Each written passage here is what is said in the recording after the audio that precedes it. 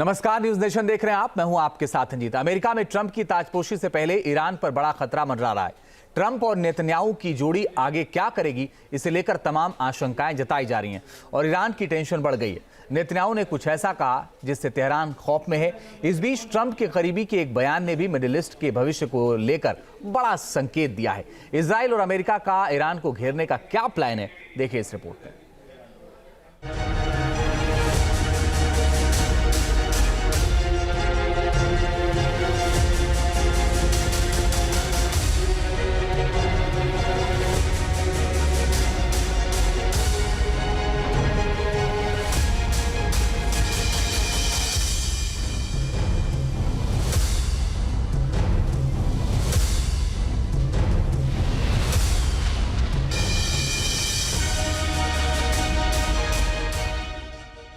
America में बदला निजाम।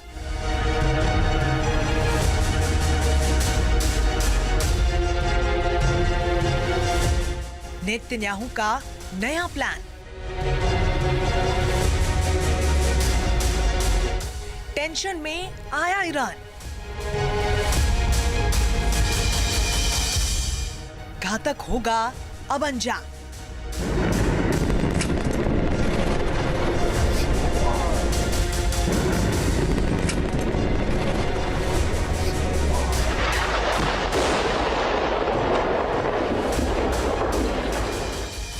Middle east पर ट्रंप करेंगे क्या ऐलान?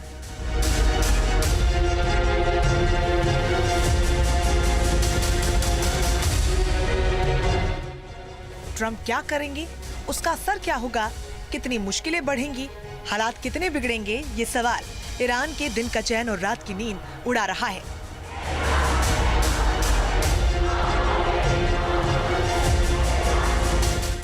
अमेरिका में चुनाव नतीजों के बाद से ही पूरी दुनिया की नजर इस बात पर टिकी है कि अब मिडिल ईस्ट का क्या होगा।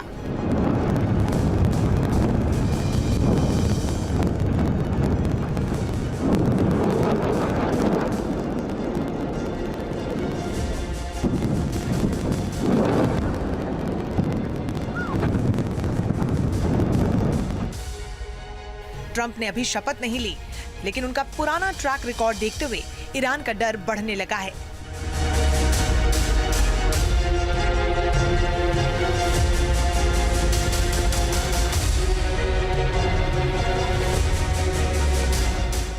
दूसरी बार अमेरिका के राष्ट्रपति चुने गए डोनाल्ड ट्रंप की इजराइल के प्रधानमंत्री के साथ काफी अच्छी ट्यूनिंग है। ईरान को लेकर दोनों का नजरिया भी एक जैसा है। यही बात ईरान को सबसे ज्यादा परेशान कर रही है। आगे क्या होगा और कैसे होगा, इसकी प्लानिंग इजराइल लगातार बना रहा है। यही वजह है कि इजराइल के प्रधानमंत्री बेंजामिन नेतन्याहू अमेरिकी चुनाव के नतीजों के बाद डोनाल्ड ट्रंप से 3 बार बात कर चुके हैं। בימים האחרונים אני שוחחתי 3 פעמים עם הנשיא הנבחר דונלד טראמפ. אלה היו שיחות טובות וחשובות מאוד. שיחות שנועדו להדק עוד יותר את הברית האיתנה בין ישראל לארצות הברית. אנחנו רואים עין בעין את האיום האיראני על כל מרכיביו ואת הסכנה שנשקפת ממנו.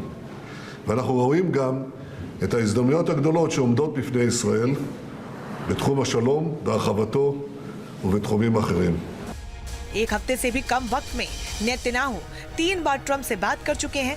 ऐसे में आशंका इस बात की जताई जा रही है कि अमेरिका और इजराइल जल्द ही ईरान के खिलाफ कुछ बड़ा कर सकते हैं। इसकी सबसे बड़ी वजह है डोनाल्ड ट्रंप के पिछले कार्यकाल में ईरान को लेकर उनकी नीतियां। The Iranian regime supports terrorism and exports violence, bloodshed, and chaos across the Middle East. That is why we must put an end to Iran's continued aggression and nuclear ambitions. They have not lived up to the spirit of their agreement.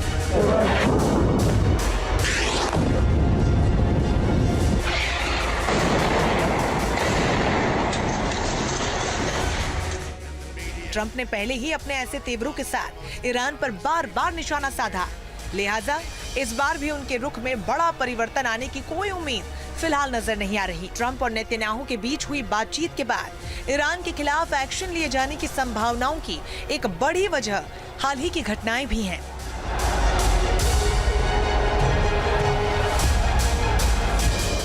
1 अक्टूबर को Iran ने Israel पर attack किया। कई rockets एक साथ Israel पर दागे गए, जिसके बाद इजराइल ने बदला लिया और ईरान पर जवाबी हमला बोला। इजराइल के इस स्ट्राइक के बाद ही ईरान लगातार इजराइल पर अटैक करने की धमकी दे रहा है।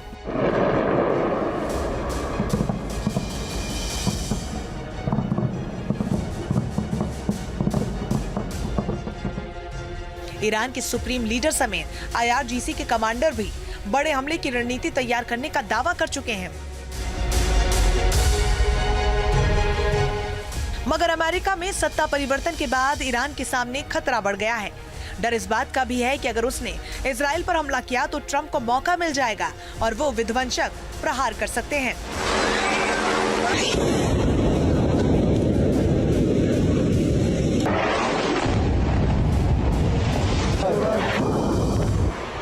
अमेरिका इजराइल की साझा प्लानिंग के खतरे के बीच ईरान से मिसाइल टेस्ट की एक तस्वीर सामने आई है। आसमान में तेज रफ्तार से उड़ान भरती मिसाइल देखी गई।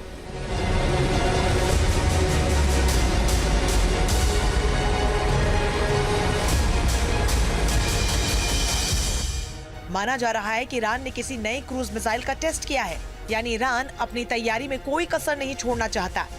मगर इजराइल पर हमला करने की हिम्मत दिखा पाएगा या नहीं, इसे लेकर सवाल है, खासकर तब जबकि नेतन्याहू और ट्रंप लगातार बात कर रहे हैं।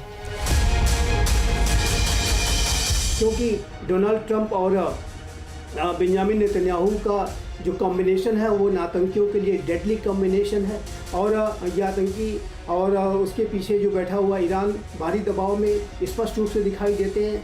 जिस तरीके के जो ट्वीट्स ईरान के सुप्रीम लीडर अयतुल्लाह खामनेई के आए हाल के समय में, उससे उनकी बौखलाहट भी दिखाई देती है। तो इससे बहुत स्पष्ट है कि ईरान भारी दबाव में है।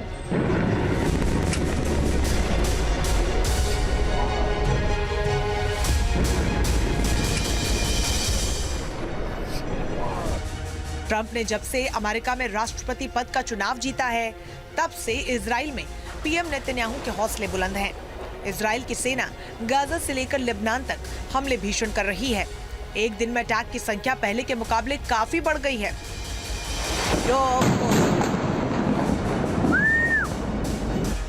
ऐसा इसलिए है क्योंकि नेतन्याहू को ये लगता है कि ट्रंप जब राष्ट्रपति पद की कुर्सी संभालेंगे तब उन्हें हमास से लेकर हिजबुल्लाह, हूती और ईरान तक सभी दुश्मनों पर अटैक की खुली छूट मिलेगी।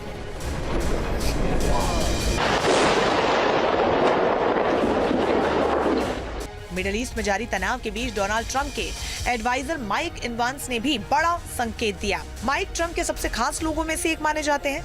अमेरिका में ऐसा कहा जाता है कि ट्रंप के हर बड़े फैसले में उनकी भी रजामंदी होती है।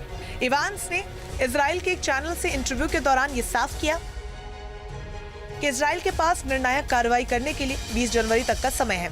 ट्रंप चाहते हैं कि इजराइल अगले 8 हफ्तों में ईरान का काम तमाम कर दें। इजराइल उत्तर और दक्षिण में मामलों को निपटाए और फिर ईरान पर ध्यान केंद्रित करे।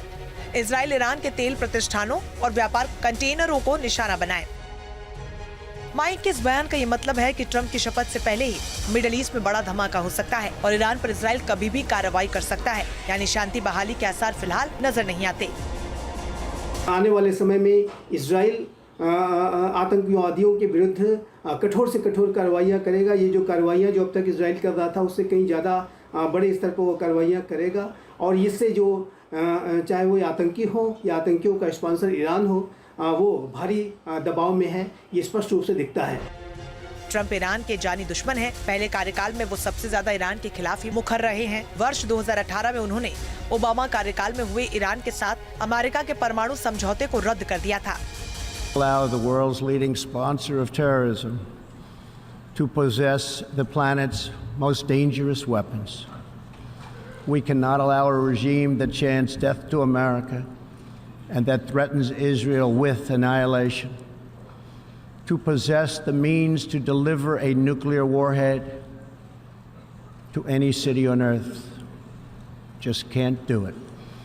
We ask all nations to isolate Iran's regime as long as its aggression continues, and we ask all nations to support Iran's people as they struggle to reclaim their religious and righteous destiny.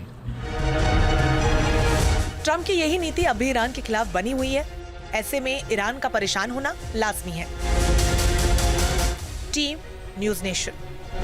News nation अब WhatsApp पर खबरों की ताजा update के लिए news nation के इस QR code को स्कैन करें।